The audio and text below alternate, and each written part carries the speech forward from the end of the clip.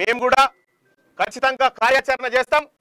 ఈ దాడులతోటో ఈ బెదిరింపులతోనో ఈ హత్యాయత్నాలతోటో బీసీ ఉద్యమం ఆగిపోతుందని మీరు భ్రమపడితే నేను చెప్తా ఉన్నా, మీరు రాసి పెట్టుకోరి, రాబోయే 3 సంవత్సరాల్లో మిమ్మల్ని రాజకీయంగా పాతాళానికి తొక్కే బాధ్యత మాది. బీసీలము అణగారిన వర్గాలను ఈ రాష్ట్రంలో అధికారంలోకి రావడానికి మా ప్రయత్నంలో ఇసుమంతా కూడా తగ్గదు. మరింత రెట్టించిన ఉత్సాహంతోనే ముందుకు పోతాం తప్ప ఈ దాడులకు తీర్మార్మలన్న భయపడు. ఇక నా పైన దాంతో కొట్టడం జరిగింది. ఈ కొట్టినటువంటి నేను అడ్డుకోవడంతో మా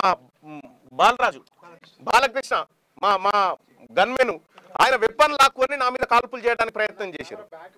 ఈ రకంగా ఒక ఎమ్మెల్సీని నేను నా పైన హత్యాయత్నం చేసేటువంటి ప్రక్రియ కల్వకుంట్ల కవిత గారు, ఆయన కుటుంబం, ఆమె కుటుంబం అంతా ఈ కార్యక్రమానికి తెగబడిందంటే ఇక మీరా మేమా బీసీలమా తేల్చుకుంటాం.